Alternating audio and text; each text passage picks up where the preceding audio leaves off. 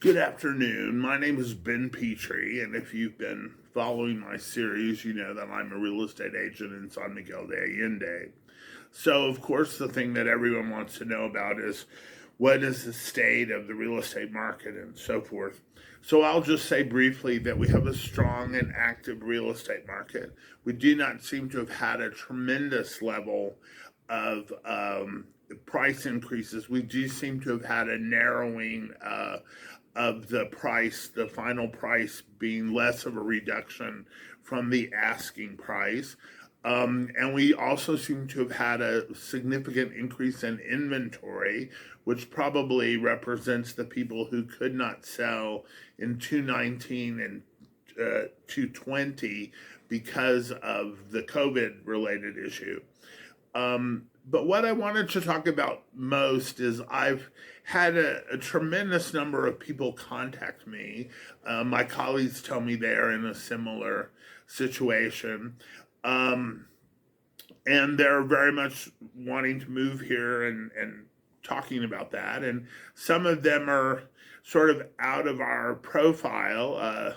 Either they're on the young side, which is really great, or they're on the older side, which is great too, but is a little unusual because usually people have moved here well before their 80s, and that is not a time when they make a change.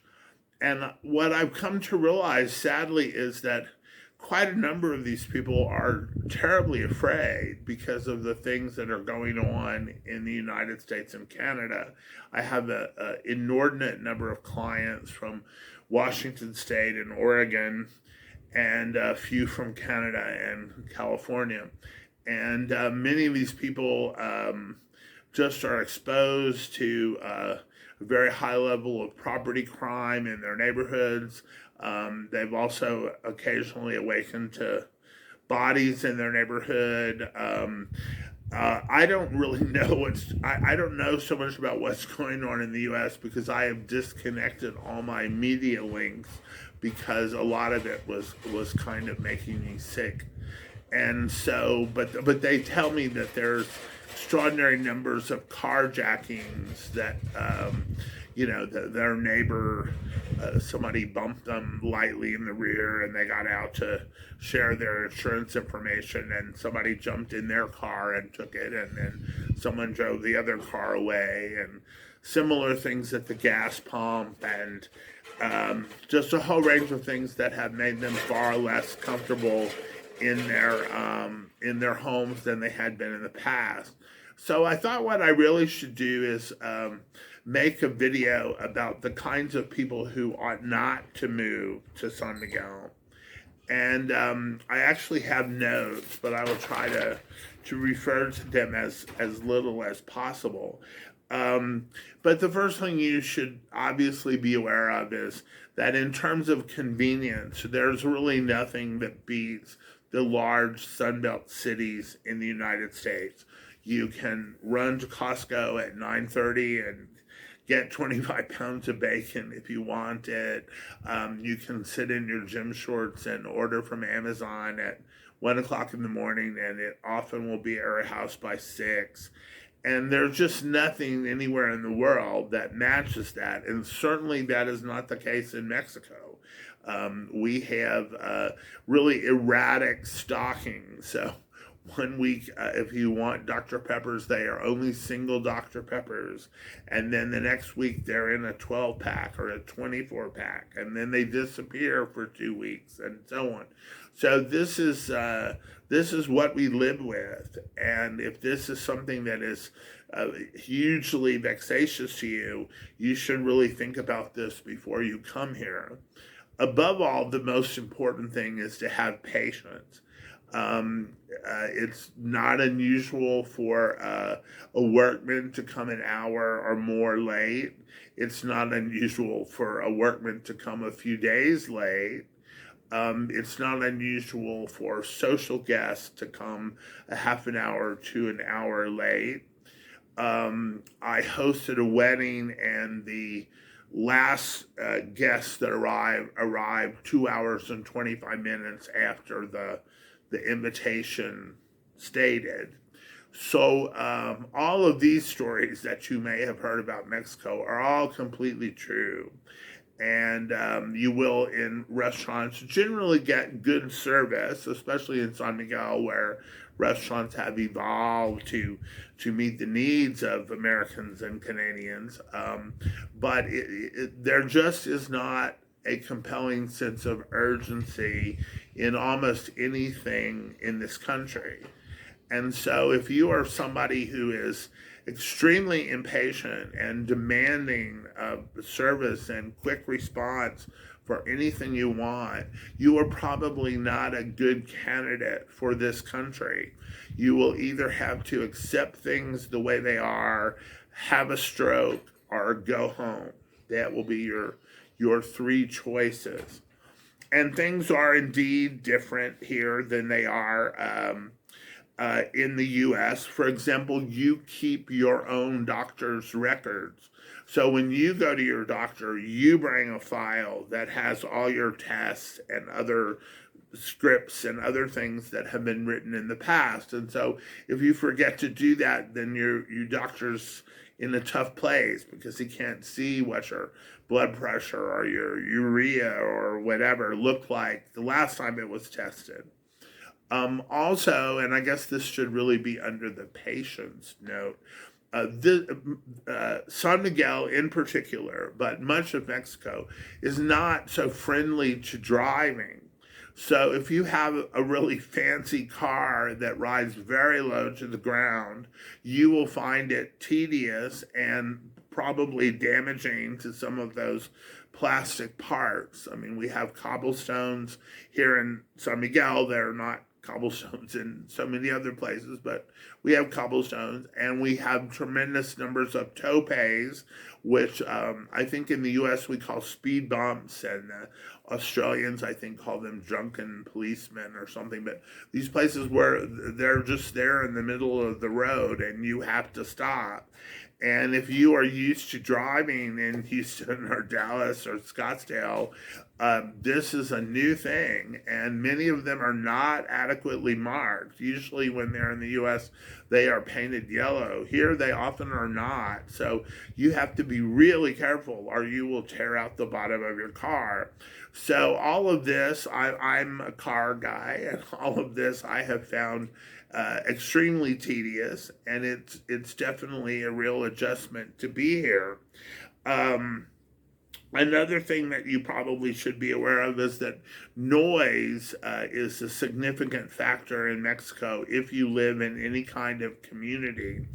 And if people are sharing the 16th birthday of their daughter or their wedding anniversary or what have you, they don't think it's at all unusual or inappropriate to have loud music and even fireworks till 2 or 3 o'clock in the morning.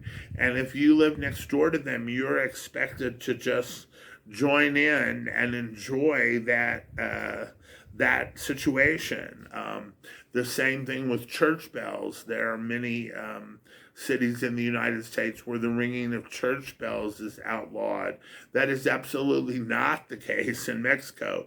So every church exuberantly rings its bells at every time that makes sense to it. I mean, usually they are a call to mass, but there can be other reasons. In San Miguel, we also have a tradition of setting off fireworks every morning about 6 o'clock. And I'm still not entirely sure what that's about, but it's a kind of a religious thing, and you sign up and pay for it. So if you are the sort of person who is awakened by something at 5 or 6 o'clock in the morning and can never go back to sleep, then you need to give special thought to that, because you're living in a climate where people often don't have heating or air conditioning. And so your windows are open, and so you will hear your neighbors' parties, you will hear the morning fireworks.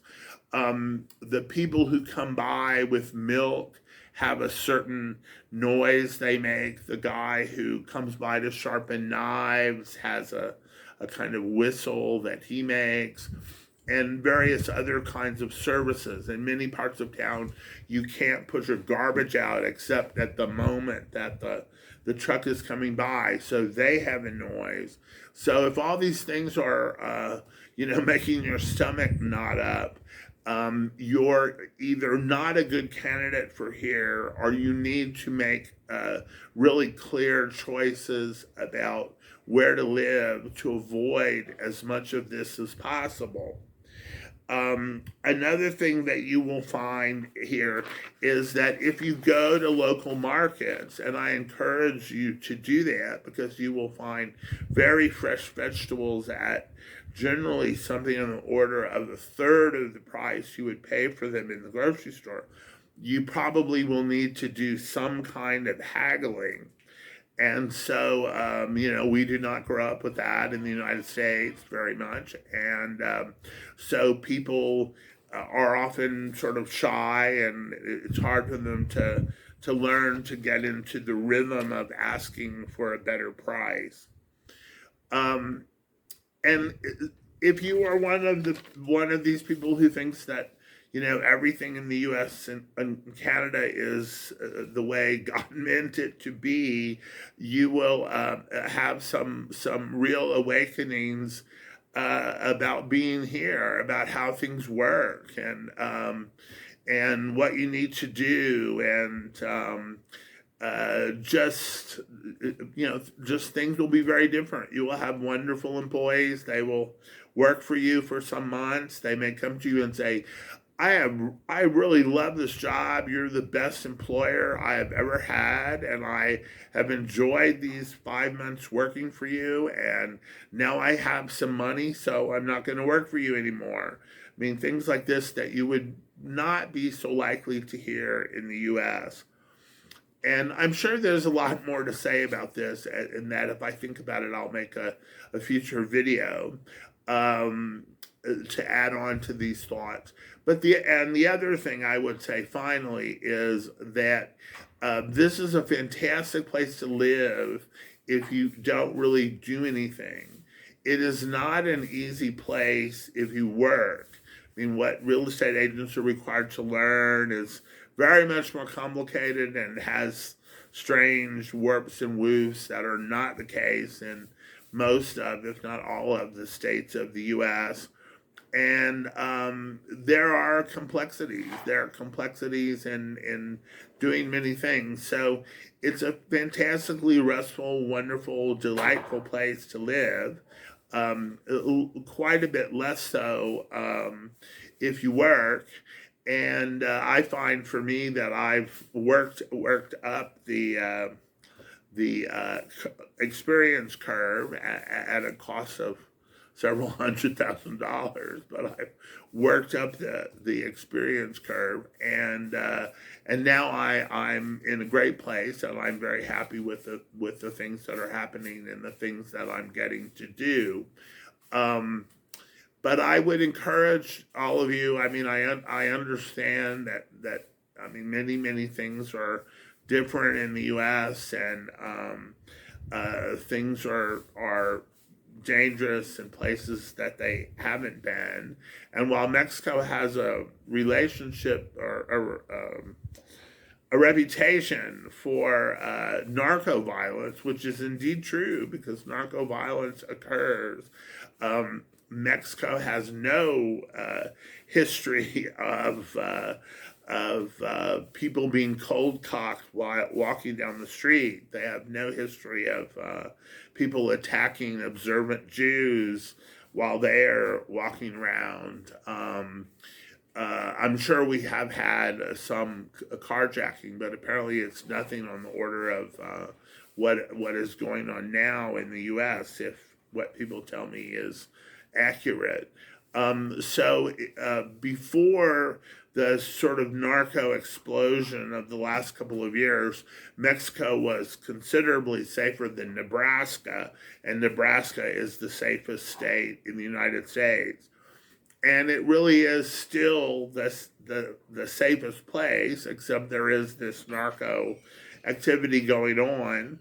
And I believe I will provide a link below to an article about why San Miguel is so safe, but to just give you a quick answer, it's really because of the foreigners and because there are people here and because people understand that if they make trouble for Americans, that the FBI will cross the border and will act. And so we have remained, really an island, sort of completely separate from all of this stuff.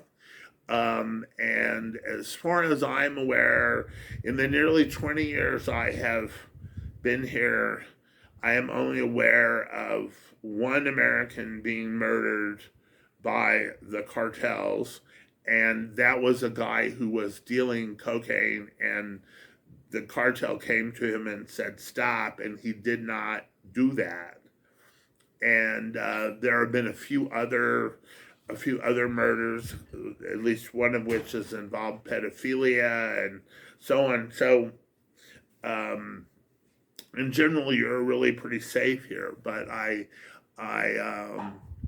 really want to just make it clear that the things that I've mentioned here are really important, and that you should not take the final years of your life and spend them with your stomach screwed up because your plumber is 2 hours late, or because the gardener you wanted won't come, or promised you a bid 2 weeks ago and you don't have it yet, and so on. All of which are very, very, very possible, even likely to happen. So I'm still an enormous booster of San Miguel. I think most of the people who are here are boosters. We have quite a number of people who are looking and coming, and some of them are Mexican nationals. Some of them are Mexican nationals who immigrated to the U.S. a long time ago and have Anglo husbands and things, and they're all extremely enthusiastic about being here.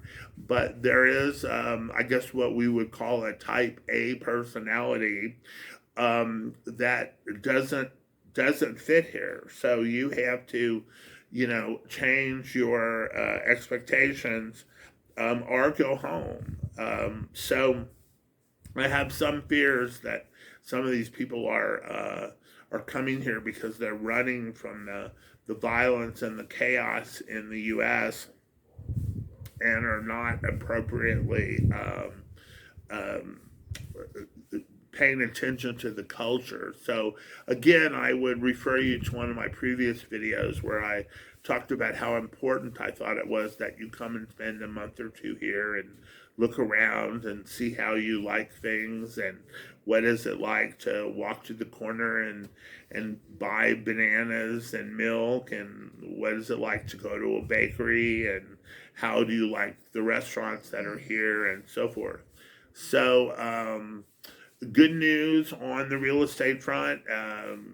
I guess at this point we expect good news going forward. The precipitous drops in the U.S. are obviously driven by the tremendous increases in mortgage rates, and this is an all cash market. So we obviously have some connection to that because often people sell their homes in the U.S. in order to buy here. But the overall package of what it costs to live here and what taxes are and utilities and so forth, I think we continue to offer a good deal to most everybody. So I remain very optimistic about the market, but I do just want to emphasize that Mexico is an entirely different country, and there are customs and actions and things that you will need to learn and accept. If you want to be here, I was in a restaurant just a few days ago and somebody whipped out a whole wad of dollar bills. Well, guess what? We have a different currency. And so if you come here, you should show the courtesy of having the national currency. And I think that encapsulates my worldview pretty much entirely.